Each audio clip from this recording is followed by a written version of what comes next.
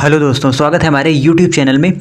और आज की क्लास में हम लोग पढ़ेंगे एंशिएंट हिस्ट्री का टॉपिक गुप्तोत्तर काल यानी हर्षवर्धन के समय काल के बारे में। तो पिछली क्लास में हमने पढ़ा था गुप्त काल के बारे में और उसको हमने दो पार्ट में पढ़ा था, यानी जो गुप्त काल है उसको हमने दो पार्ट में पढ़ा था। और साथ ही साथ ये जो रेड वाले पार्ट है वो जो हमारी क्लासेस हैं पूरी तरीके से कंप्लीट हो चुकी हैं। आप हमारे चैनल के प्लेलिस्ट में जाकर वहाँ पर एंशिएंट हिस्ट्री के नाम से प्लेलिस्ट होगी, तो आप इन सभी टॉपिक को वहाँ से देख सकते हैं। और आज की क्लास में हम लोग पढ़ने वाले हैं गुप्तोत्तर काल के बारे में, यानी गुप्त वंश के जो बाद का समय था उसके बारे में पढ़ेंगे हम आज की क्लास में।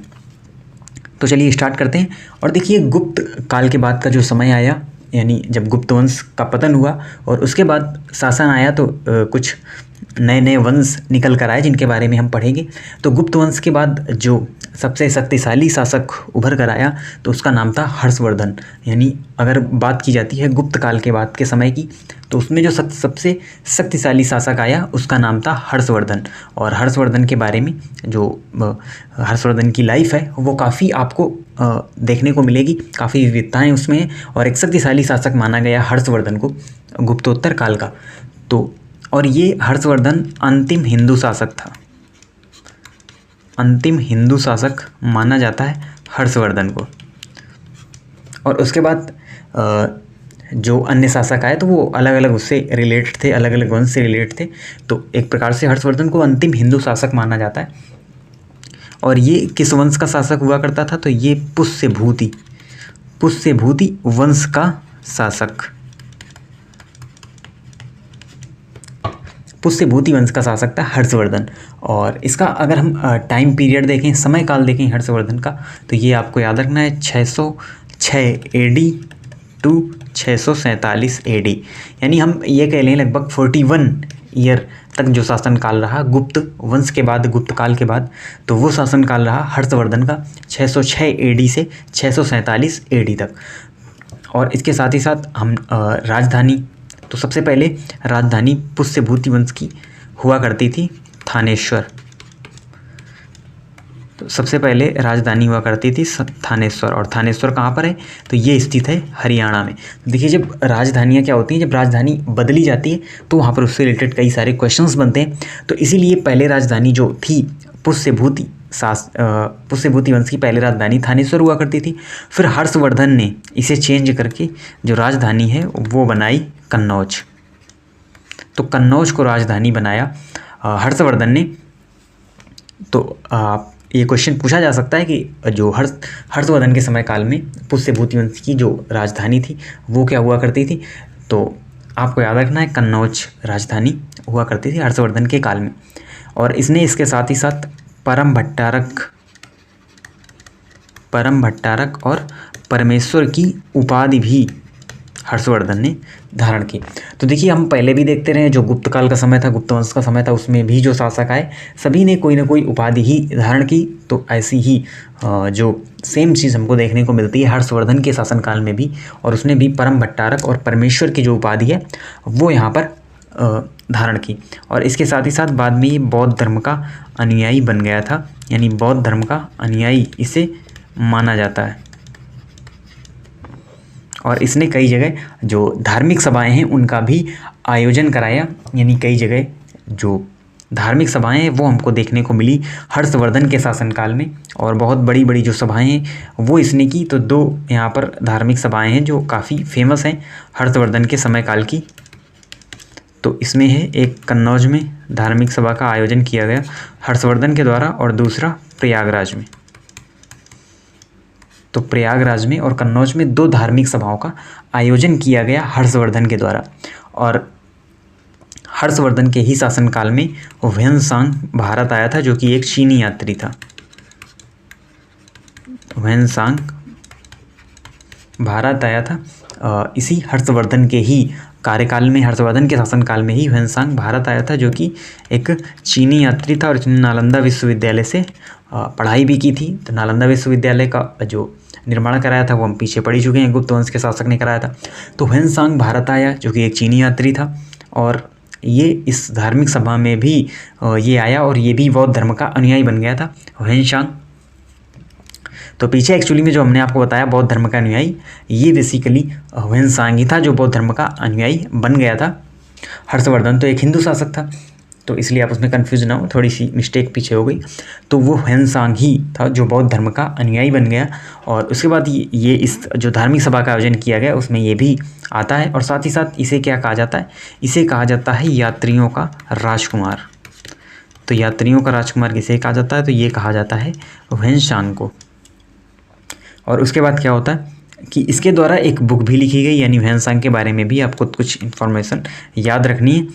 तो इसके द्वारा एक सी यू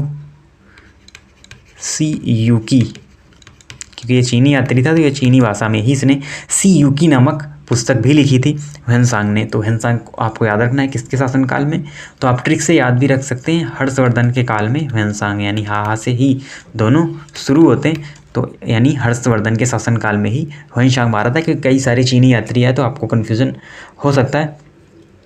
कई सारे जो चीनी यात्री आते रहे, जैसे फाइयान है वो भी एक चीनी यात्री था, तो वो एक दूसरे शासक के शासनकाल में आया था। तो जो ह्वेनसांग है ये हर्षवर्धन के शासनकाल में ही भारत आया था। और यानी हर्षवर्धन ही एक ऐसा शासक है, क्योंकि इसे हिंदू शासक ही हुआ करता था, तो इसने कुंभ मेला भी हर्षवर्धन के द्वारा ही शुरू किया गया था। तो कुंभ मेला शुरू करने का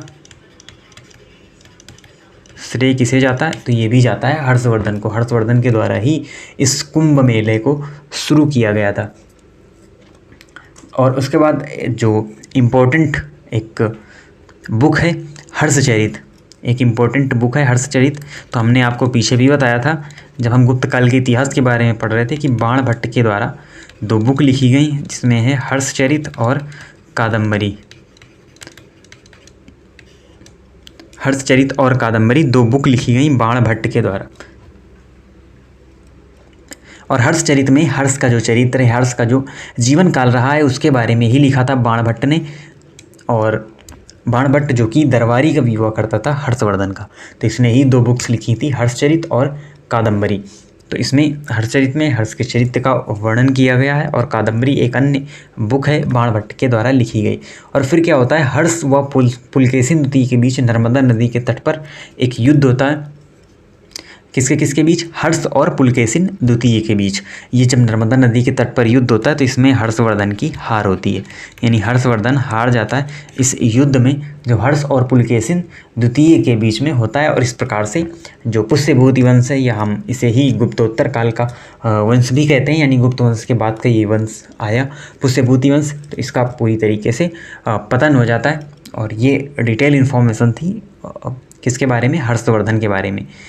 तो फिर आगे क्या शुरू होता है, फिर आगे कन्नौज, क्योंकि यहीं पर राजधानी हुआ करती थी पुष्यभूति वंश की, ये कन्नौज राजधानी हुई। तो फिर और भी कई सारे जो वंश हैं वो यहाँ पर आए।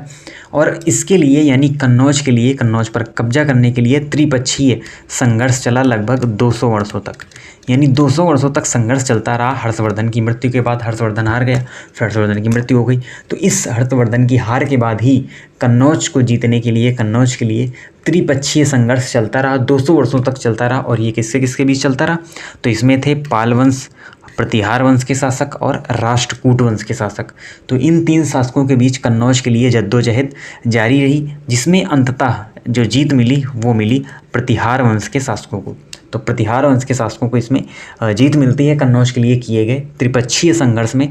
और जो पाल हैं और जो प्रतिहार वंश हैं ये दोनों नॉर्थ इंडिया से रिलेटेड ही वंश हैं, बट जो राष्ट्रकूट वंश है ये साउथ इंडिया का एक इम्पोर्टेंट वंश है, डायनेस्टी है। तो देखिए इन सभी के बारे में हम डिटेल में पढ़ेंगे अगली क्लास में। जो उत्तर भारतीय हमारे वंश हैं जिनमें पाल वंश है, प्रतिहार वंश है, चौहान वंश है, सेन वंश है, परमार वंश है, चालुक्य वंश है, यानी ये जो छोटे छोटे कई सारे वंश आए बीच में और इनके अलग अलग शासकों का शासन रहा यहाँ पर, जिसमें जो इम्पोर्टेंट शासक होंगे उनके बारे में हम पढ़ेंगे अगली क्लास में। और जो राष्ट्रकूट वंश है ये रिलेटेड था किससे, साउथ इंडिया के, यानी साउथ इंडिया का एक इम्पोर्टेंट वंश है। तो जब हम साउथ इंडिया वाले वंश पढ़ेंगे जिनमें आपके पल्लव वंश है, चोल वंश है, राष्ट्रकूट वंश है, तो ये सभी दक्षिण भारत के जो वंश हैं इनके बारे में भी हम डिटेल में डिस्कस करेंगे। तो इस प्रकार से यहाँ पर इसके बारे में हम पढ़ेंगे अगली क्लास में, और इन सभी वंश के बारे में डिटेल में हम लोग डिस्कस करेंगे। और लगभग 1 और 2 क्लासेस ही, यानी 2 या 3 क्लासेस में ही हमारी जो एंशिएंट हिस्ट्री है पूरी तरीके से कंप्लीट हो जाएगी। आप देखते भी रहें, हमने एक तरफ से ही सभी चीज़ों को कवर किया है, यानी एक तरफ से ही कवर करते हुए हम सभी चीज़ों को चल रहे हैं।